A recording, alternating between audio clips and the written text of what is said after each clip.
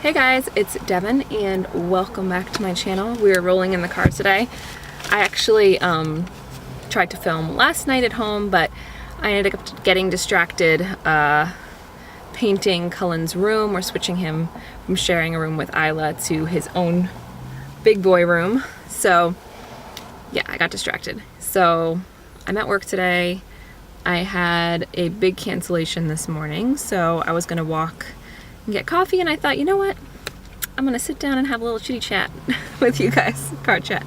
So what got me thinking about this, I think like with this huge popularity now of Marie Kondo and like the KonMari method, and people thinking about like simplifying and becoming more minimal in their life because it causes like less stress and less time wasted on taking care of things. It just got me thinking, because I also have always had this like obsession with tiny houses. I love watching like the YouTube channels on tiny houses. I like following Instagram pages on tiny houses.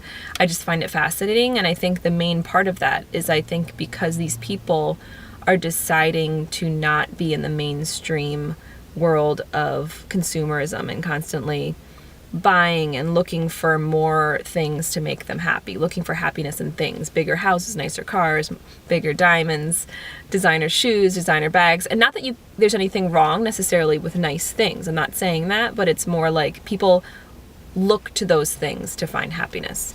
And I think when you take this tiny house, you have to become more aware of things that you buy, more aware of things that you bring into your home, because you have limited space, and usually you're paying a lot less to live in this place, so you have more time on your hands. You don't have to work like crazy, so your life becomes more about experiences and relationships more so than focusing on stuff. And I think that that's awesome, and I've kind of always felt that way in my life. But I just wanted to do like a little quick story time for you guys about this trip that I went on when I was 18. I went to Belize. So I wanted to first say that beautiful country. We went to this, we actually were doing volunteer work there. I went with a couple of my friends. We went for a month. But one of the weekends we went to the Keys, Caye Caulker. It's like this little tiny island. And the snorkeling is like nothing I've ever seen before. It's absolutely amazing. And that was my first time snorkeling. So I'm super spoiled because anywhere I go now, it's like doesn't touch it with a 10-foot pole. But it's beautiful, and the people were so nice everywhere we went. The food was amazing. So Belize, beautiful country. But there were areas that we were going into that were very poor. Open windows, open doors, no floor, it's just dirt floors, grass roofs, people having no shoes. And it was shocking to me, especially as like an middle-class American teenage girl. I'd never seen anything like that before. It was very different for me. And the people were so loving and so hospitable and so happy. And they really had very little. And they were offering us to come into their home and offering us beverages and food when they did not have extra to spare. And something I learned from that, like even just being there, like where we were living, it was simple. It was a little tiny apartment with tiled floor. We had a stove and a little fridge. We had 2 cots that we slept on. There was a fan, no air conditioning. Just sweating all the time. We had to walk everywhere. No cable, no internet. We'd walk a mile into town to the internet cafe, which was a room with like old computers, and you'd have to pay $1 like a minute or something, and that's how I would email my parents to let them know what we're up to and how I was doing and all that. And I remember when we first arrived there, I was telling my friend Heidi, that's who went with me, like, how are we gonna do this for a month? Like, we have no internet and no cable. And this was before like social media was big, but like as an American teenager, your like connection to the world was the internet and instant messenger and just finding out what like everybody's into and cable and TV. And I was like, how are we gonna do this for a month? Oh my goodness. And by the end of that trip, I remember standing in the airport with my friend Heidi when we were leaving, and we were both hysterically crying because we didn't want to go home. We were trying to like figure out ways that we could stay longer. Because I think when you take away all of that stuff, stuff, and whether it's social media or just the American way of the rat race and constantly feeling like you're comparing yourself to other people and trying to get more and more and more and working. And when you remove that and you live simpler, you work on, we had adventure and experiences and relationships, and we were outside. We just experienced life more. And I think coming after that trip, it changed my life because it made me think about that in a different way, think about life in a different way, think about what I wanted in my life. And we live, you know, by American standards, we live in a small house. It's 1,100 square feet. We don't have fancy cars. This car is actually a new car, a few years old. My husband has an old used car. We both have older phones. I have an iPhone 5 still. Oh, iPhone 5. But we don't buy lots of expensive clothes or shoes or bags or jewelry. We just live our lives in a more simple way. But when you look at our lives from a worldly standard, I have a roof over my head. I have food in my stomach. I never want for food. I have 2 cars. I have iPads and cell phones and computers. And basically, I don't want or need for anything. And that is so extremely fortunate.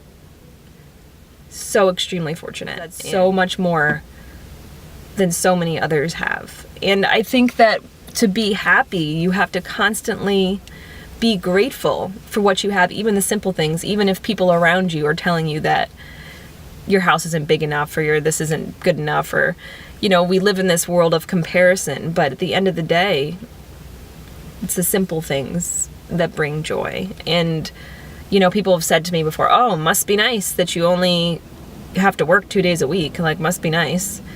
And I'm just like, my husband's a mailman and I'm a part-time hairdresser. We're not like making bank, like, but we've made this choice so that I could stay home with the kids. We bought a small little fixer-upper house. We don't spend our money on really expensive things. We live simply and we live under our means so that we can do that. We've made that choice in our life to be simple. And I think there's something to that.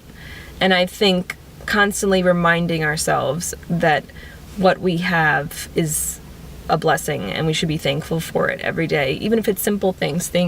Being grateful that we have food in our stomach, being grateful that we had a bed to sleep in that night, being grateful we have good friends, being grateful that we have the money to go on vacation or to buy something if we want it, not because we need it.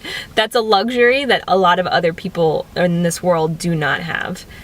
And I think wherever you live, you know, seeing that in Belize and seeing the happiness and the joy in people, you realize that it doesn't take a lot to be happy in our lives as people. We need love, we need relationships, and we need our basic needs met. And other than that, it's all extra. And I think sometimes we get so caught up in being in America and being in this world of needing a big house, needing a nice car, needing the newest outfit and the newest trend, that you kind of lose sight of what's important. So I know I'm blabbing, and I'm not by any means saying that I'm like perfect at this at all. I'm constantly having to check myself and remind myself and bring myself back to that place of remembering what's important, what I have, and not comparing myself to other people. I think that's a natural tendency that we have. And this video was just meant to serve as a reminder of, and just talk about life and chat, my car chats. I always end up blabbing in my car chats, but the importance of being grateful in our lives and to live simpler and enjoy the mundane. Because I think that's life. It's those little moments. Those little moments are the ones that make the big difference, not the stuff. So if you guys have a similar view or you understand what I'm talking about in my blabbing, please leave that in the comment section below. I kind of just want to have a chat about this. What do you guys think about it? Yeah. So if you're not subscribed to my channel, please subscribe for future updates. We would love to have you guys as part of our YouTube family. Give us a thumbs up if you like this, because it helps me know like what you guys like to hear and what you want me to talk about and blab about.